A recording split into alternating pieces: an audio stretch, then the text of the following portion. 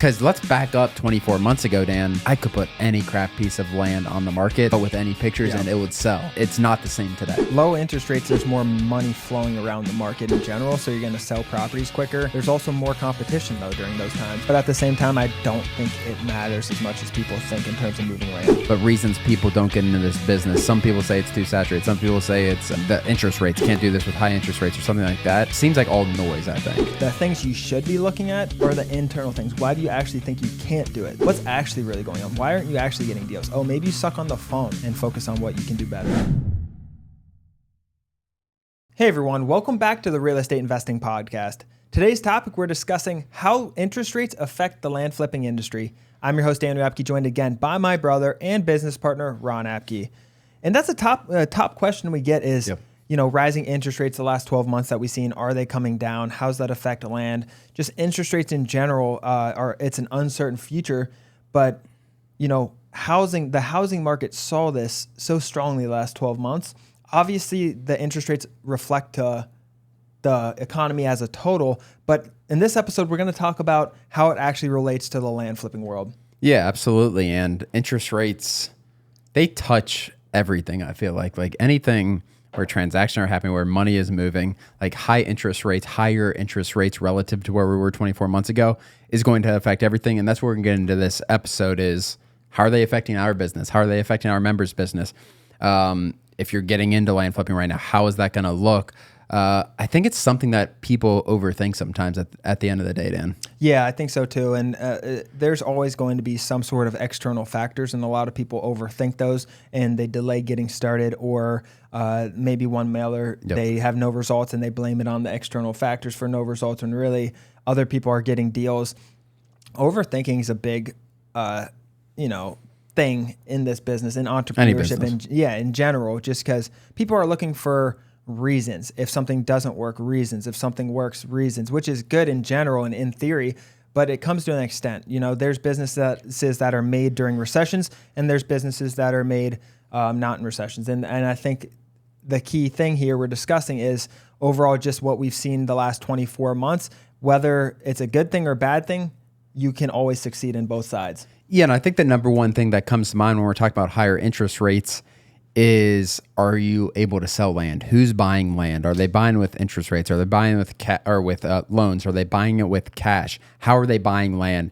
And that is the top question. I think when interest rates are higher, when it's a little tougher to sell land, I think marketing, being on the right places becomes more important. Because let's back up 24 months ago, Dan. I could put any crap piece of land on the market for not any price, but with any pictures, and it would sell. Yeah, it's not the same today. No, absolutely not. And it's not only now sometimes you got to cut the price to 80, 90% of market value to sell it quick. Then you could be priced at 105, 110%.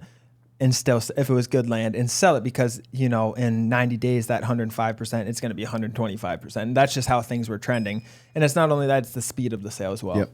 And interest rates are going to affect everything. Like, they affect both sides of it. They don't just affect your ability to sell. I think they improve your ability to acquire, because less money is circulating. You're offering cash to these sellers. So that's one of the things, like, it flips.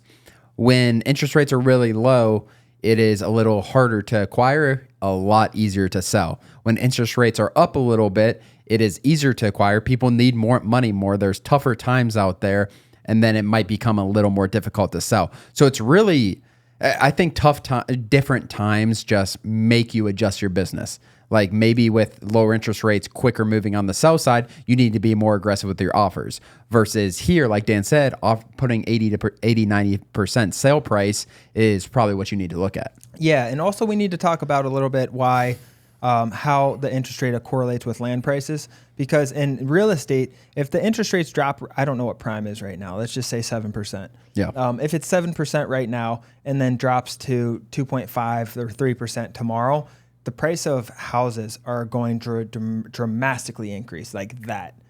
And then if vice versa, if it goes from 7% to 12% over the next few months, you'll see the prices of home drop, because there's going to be less buyers in the market and less money flowing in the market. So the overall demand's going to go down. For land, it's not as volatile as that. it does correlate, but you will not see as steep of an increase or as steep as a decrease back based on that. Because one of the biggest reasons for that is a good majority of pieces of land are bought in cash. Yep. A lot of land deals are cash, and there's not really traditional financing for land like there is. And, there's no Freddie Mac or anything loan for land specifically. So it's a whole different game. It's not as volatile, and it's a big cash business also. And you were never getting 3% loans on land if you're just getting a loan for land. When houses were 3%, land loans were 8 to 10%. Yeah, exactly. And now it's whatever. I don't know exactly what it is. Unless honestly, you bundled it in a housing package. Yeah, if you're bundling a housing package or building or something, that's a lot different because then that turns into a construction loan and the land is just part of it. But like Dan said, it's not as volatile because how much is done with cash. It's not that easy to get land loans in general. Not saying you can't do it. It's not as easy because it's not a primary residence. It's a less liquid asset for a bank. It's a less known asset for a bank to be able to appraise it accurately. So loans are just 50%. I don't know. What are we selling? We're probably selling 50 to 60% of our deals right now with cash, I would think. Yeah, I think it's about, and our business is and we do some more expensive one, but for the most part, it's, $40,000 sale price to $200,000 for a lot of them. Once you get obviously in the $1 million, $2 million, $5 million, it's probably, you're going to see a higher rate of loans for sure. I would imagine. Yep. I'm not certain on that, but I would imagine. So that's one thing to note too. So if you were starting, Dan, in this business, in this market versus what would you prefer as far as high interest rates, or would you just not even think about it? High interest rates, low interest rates, knowing what you know now, what would you prefer starting in?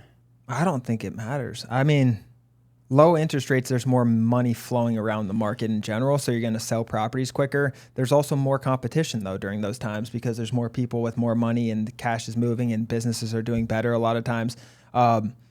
I don't think you think about this too much. It's the most common, one of the most common asked questions, but at the same time, I don't think it matters as much as people think in terms of moving land. And what we tell you guys to do is analyze the market for the market. Analyze the last 3 months of what's happening in the market, and that's how you choose decisions. And I'm not talking about interest rate market. I'm talking about the market you're doing deals in, the market you're trying to do deals in. Analyze it. If a market's moving fast, I can be more aggressive with my pricing. If the market's moving slow, I need to buy cheaper.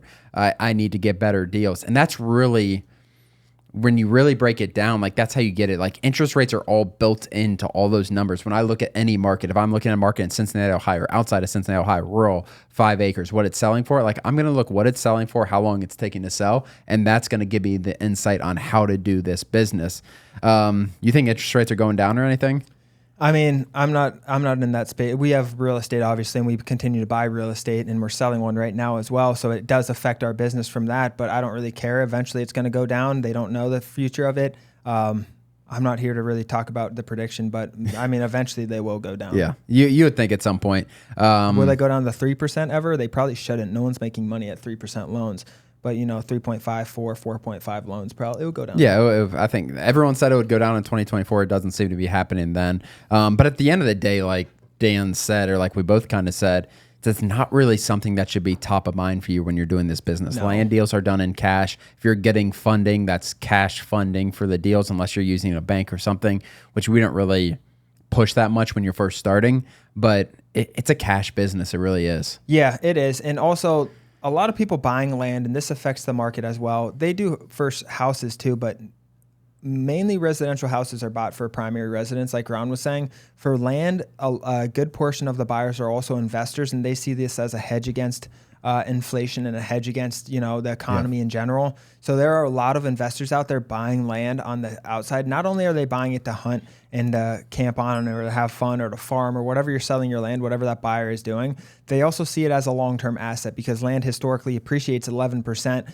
And when the housing market's down 20%, land might be pretty stable at 0 or minus 2%, and vice versa as well. So it's a very, very stable asset to hold, and I think that's why it brings so many cash buyers as well. Yeah, I agree. It's a lot of wealthy people own land, and they're just holding it to hold it. You can make more houses, but you can't really make more land. Yeah. Like you can have a 5-acre plot and then get a bunch of 0.25 acres out of it and continue to build houses and make the lot smaller and smaller, start building up, and you can build residencies, but you can't get more land. So if you can get that space on Earth, there's a limit to the acreage. There's a limit to it, obviously.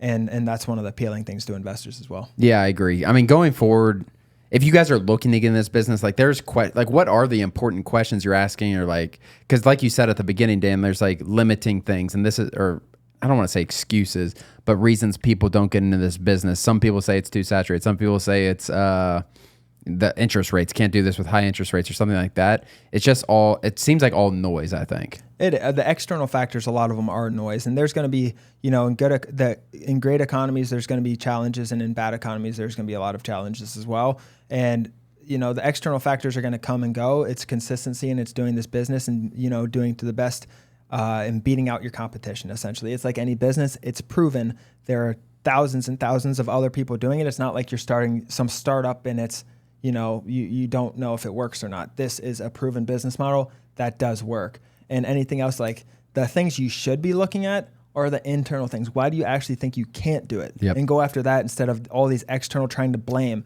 What's actually really going on? Why aren't you actually getting deals? Oh, maybe you suck on the phone. You got to improve your sales skills. Maybe you're not picking up, the phone on the first time. You got to get an outsourced company to answer the calls, and then you call them back. There's so many other things to analyze: your pricing, your market selection, all these other things. But the ones you want to avoid in general are the external factors, because those come and go. Stay consistent, be better than competition, and focus on what you can do better. Yeah, there's a lot of controllables in this business. There are things that you can't control for sure. But if you focus on the controllables, that's how you're going to grow this business from $0 to $1 million, whatever your goal is, really fast. Because it's a waste of time a lot of times worrying about that noise. But other than that, Dan, you have anything else for this? No, I don't. Just if you guys are looking to get in, or you're in, and whatever your situation is, don't overthink these external factors. Like we said, they come and go over time. And strong businesses, I was looking at a business, in Cincinnati. They've been around since 1805. It's like those external factors come and go, but they're such a solid business. They've been through the recession. They've been through the Great Depression. They've been through both world wars, almost a civil war in the 1800s. But all of that stuff comes and goes, and just focusing on being the best business and providing the most value on each side is most important. 100%. Other than that, guys, if you guys are listening on Spotify or Apple, share this with a friend. Leave us a review. We really appreciate that. If you guys are watching on YouTube, hit the subscribe button. Leave us a comment if you have any other episode recommendations. Other than that, thank you so much. We'll see you next time. Thanks for joining, guys. As always, thank you for joining. Please do us a huge favor and like and subscribe our YouTube channel, and share this with a friend. It really means the world to Ron and I, but more importantly, it could help change the life of someone else. Thanks for joining, and we'll see you next episode.